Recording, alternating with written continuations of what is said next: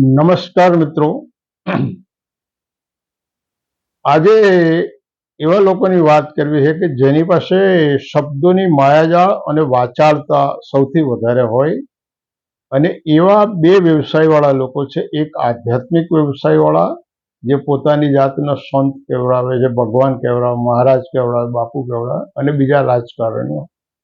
આ બંનેમાં સામ્યતા એ છે કે બંનેની પાછળ શબ્દોની માયાજાળ ખૂબ મોટી માયાજાળ હોય છે, અને વાચાળતા જે વધુમાં વધુ બોલી શકે, સારી રીતે લોકોને સમજાવી શકે, આ વાચાળતા. તો આજે આવા બળાત્કારી બાવાઓ અને એમના ચમત્કારની વાત કરવી છે. આજકાલ આસારામ સિંધીના સુપુત્ર નારાયણ સાંઈના માતાની બીમારીના કારણે જામીન મળેલા સમાચાર આવ્યા છે. આસારામ પણ જામીન ઉપર છે, અને આસારામની સમાન કોટીનો રામ રહીમ પણ 15 વખત પેરોલ લઈ ચૂક્યો છે. આસારામના આશીર્વાદ લેવા માટે તો લાલકૃષ્ણ અડવાણી, અટલ બિહારી વાજપેયી, રાજનાથસિંહ, દિગ્વિજયસિંહ મોદી અને બીજા અનેક રાજપુરુષો એમના નતમસ્તક થતા, અને આસારામ વળી પાસે એક હાથે એમના ગળામાં માળા પહેરાવતો હોય, આશીર્વાદ આપતો હોય. આના અનેક વિડીયો બહાર આવ્યા છે, આ બધું તમે જોયું છે, જાણો છો.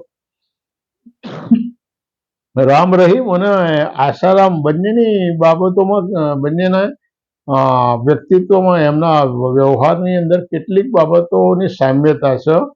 બંને સેક્સ એડિક્ટ હતા, બંને, અને એના કારણે જ એમની જે કંઈ એમણે ઇજ્જતની કમાણી કરી હતી એ ધૂળધાણી થઈ ગઈ.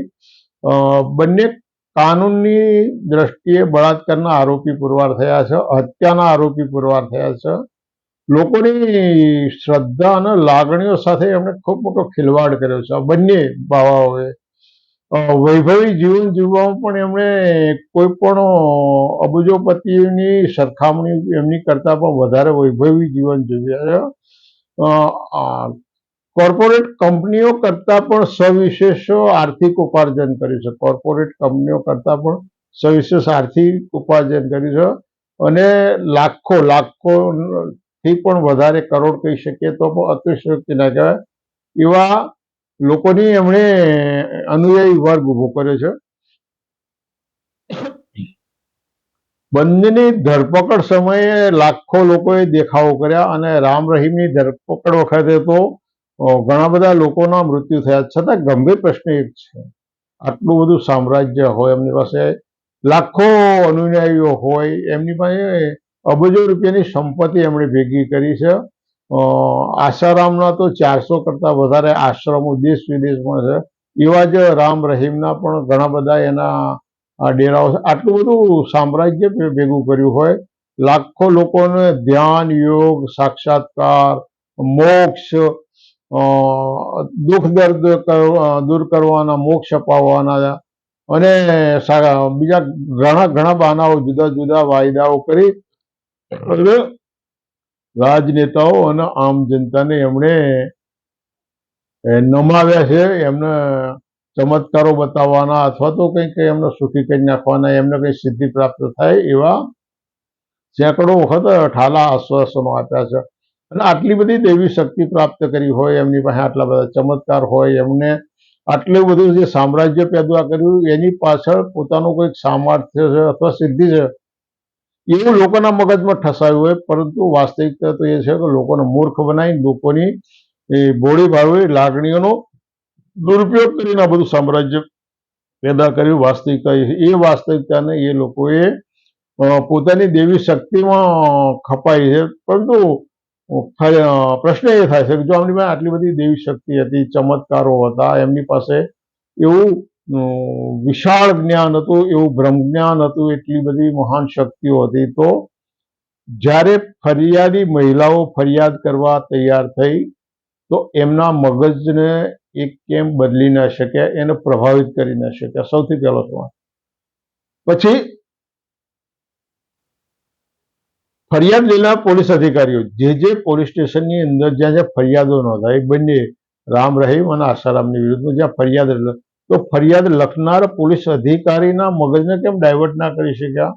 એના મગજની અંદર એવા વિચારો કેમ ન લાગ્યા? આ મહાન સંતની વિરુદ્ધમાં આવું કૃત્ય ના કરી શકાય, અથવા તો મહાન સંતની વિરુદ્ધમાં આવી ફરિયાદ ના લઈ શકાય.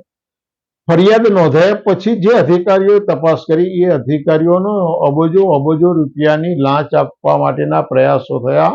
આ બહાર આવેલી હકીકતો છે. અને છતાં એવા અધિકારીઓના મન મગજ ના બદલાયા, એ ડર્યા નહીં, બીવ્યા નહીં. એમણે પોતાની અને પરિવારની સલામતીને જોખમમાં મૂકી અને કાનૂનને 100% શત વફાદાર રહીને એમણે પોતાની ફરજ નિભાવી.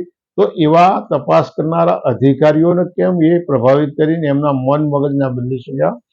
ચાર્જશીટ જે અધિકારીઓ કર્યું, એ ચાર્જશીટ રજૂ કરનાર અધિકારીઓને કેમ બદલી ના શક્યા?